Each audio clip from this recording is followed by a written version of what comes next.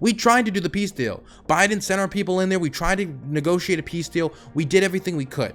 Why are we supporting this horrific regime which butchers journalists?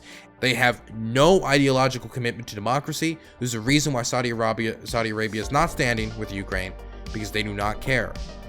They do not care. So there was a question asked by a reporter about Saudi Arabia agreeing with the rest of OPEC Plus. Well, OPEC Plus is all of OPEC, you know, the oil petroleum producing countries, yada yada, plus Russia. The plus means Russia, right? They agreed to restrict production of oil and gas in order to, you know, bump up the price of oil, which of course helps Russia. And the West is very angry about this, especially the United States, because Saudi Arabia is supposed to be our ally, supposedly. And so a question was asked about this during a question and answer section to the press secretary, and this was the response we got. There's been talk about reassessing the relationship with Saudi Arabia. What is the administration prepared to do at this point as far as reassessing it? It would involve weapons sales, diplomatic relations. Can you talk about some of the options here? So from the beginning of the administration, since taking office, the president has been very clear that the United States needs a different sort of relationship with Saudi Arabia. He has said that from very early on. And I have said this last week when OPEC made the decision to align their energy policy with Russia's war aims and against the American people, further underscores that reasoning to realign that relationship, to reevaluate that relationship with Saudi Arabia. We are reviewing where we are currently right now. Okay, I don't know how long this review is going to be, but my position is drop all support for their war in Yemen. If they want us to support their horrific, fucking disgusting foreign policy endeavors in Yemen, which we shouldn't be supporting in the first place, do you know how much they're treating us like a bitch when they want our support for their horrific foreign policy endeavors in Yemen, as the ceasefire is now ended in Yemen and the violence is ratcheting up again, as they have failed to accomplish any peace deal or anything like that. They're ratcheting up the bombing campaign again. They want our support for their foreign policy, which is condemned internationally by the world and makes us look horrific. Immoral, they want our support. They want our support for that war, but won't even do the most basic thing of applying the slightest of pressure on Russia and moving at all in OPEC Plus towards the production of more oil and gas, so the Russians can't say, hey, look at us, we've got more leverage now with our oil and gas prices. So they want us to support their horrific foreign policy endeavors as we're actually fighting the good fight in Ukraine, and they won't support that. We should drop all support for the war in Yemen. We should have dropped all support for the war in Yemen before this decision. We should stop it immediately.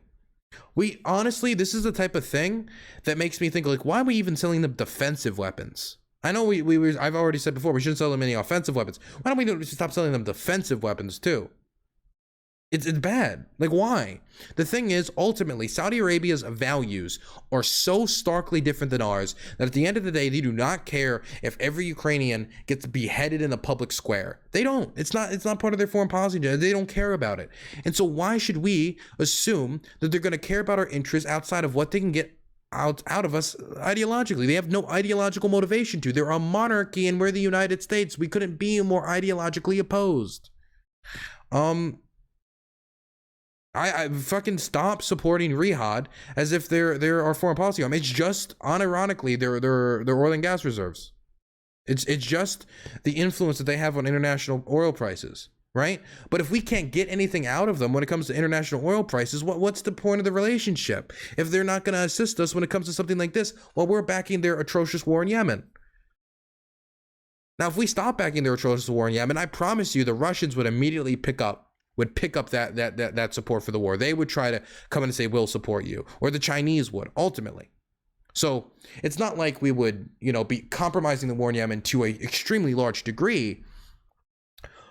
But the problem is, if Russia was to do that, they would have to be doing that to the chagrin of their Iranian allies. Same thing when it comes to China. Puts them in a more difficult position. So I say, pull support for the war. Completely pull support for the war. And we can make it partially about this. And we'll see if OPEC Plus reconsiders this decision. And if they don't, too bad. It is what it is. but we also just ended support for one of the most horrific wars in the Middle East. Hey, we tried to do the peace deal. Biden sent our people in there. We tried to negotiate a peace deal. We did everything we could. We had a ceasefire. The ceasefire's ended. What more can we really do here? Why are we supporting this horrific regime which butchers journalists and drops bombs on Yemen's history? The buildings they're blowing up are like 200, 300, 400 years old. These are buildings that are literally physical history, physical living history that they're demolishing.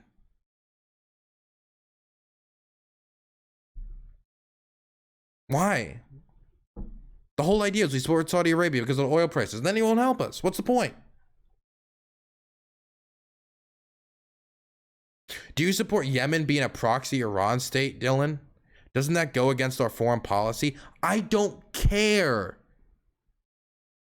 I don't care. Look, the Houthi rebels are brutal. They're brutal. They're terrible. I wish they wouldn't take over the country. But they've been fighting this war for 8 years. Do you guys think the Saudis are going to fucking take...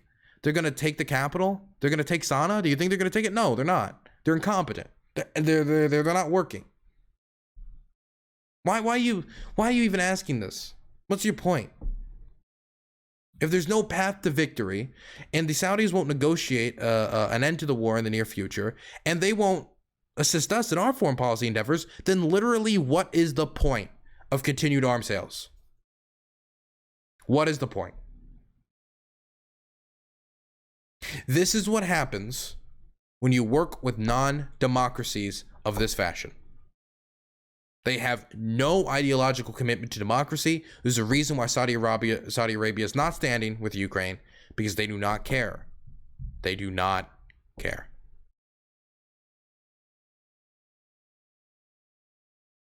And we'll be watching closely over the coming weeks and months as well, consulting with our allies and also with with members of Congress. And decisions will be made once that policy review is underway. And but to be clear, I'm not going to get ahead of that. But that's the process that we're going to take next. For the review? Don't have a timeline, but clearly this is something that we're going to closely monitor. And we have said from you have to give repercussions to this.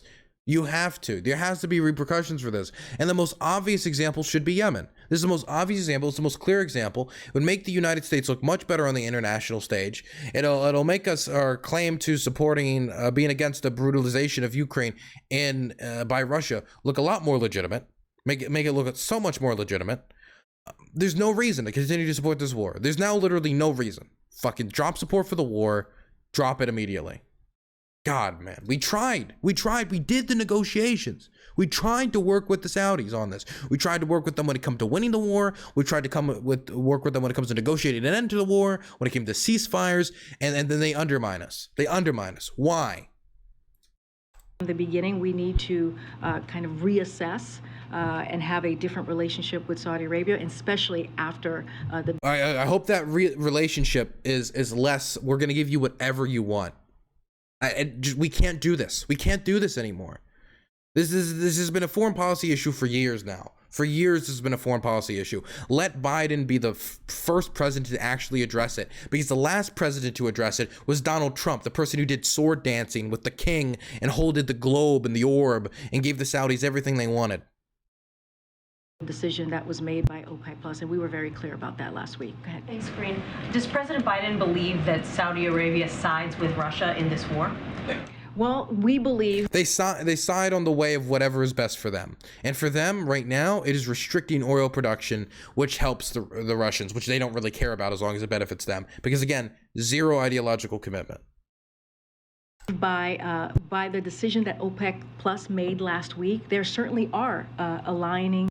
The thing is, like, Saudi Arabia has so much sway in OPEC Plus. It's not like they couldn't have stopped it if they really wanted to, man. Themselves. They could just produce more oil. With Russia. And right now, this is not a time to be aligning with Russia, especially with this brutal, unprecedented war that they have started in Ukraine. And we have been very clear about that. The president has been very clear about that since the beginning of this war. And so this action that they took, this decision that OPEC Plus made last week, proves that that's where they are aligning their energy policy is with Russia. Well, I agree. I mean, I agree. But I mean, they gotta like not make it words. They gotta make it action, man. They gotta make it action. Or the Saudis are just gonna think we can walk over them all the time. America needs hijabi. You're just boring. I'm gonna give you, I don't know. I'm gonna give you like how about a 13-day timeout? Yeah, that seems fair. 13-day timeout. Goodbye. Have a nice day.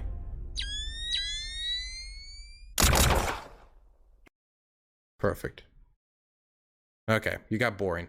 Okay, you got time now for over 1 million seconds. Reconsider your presence in my community and chat. Okay, thank you. You got gifted a sub. You'll come back in 13 days. The sub will still be there.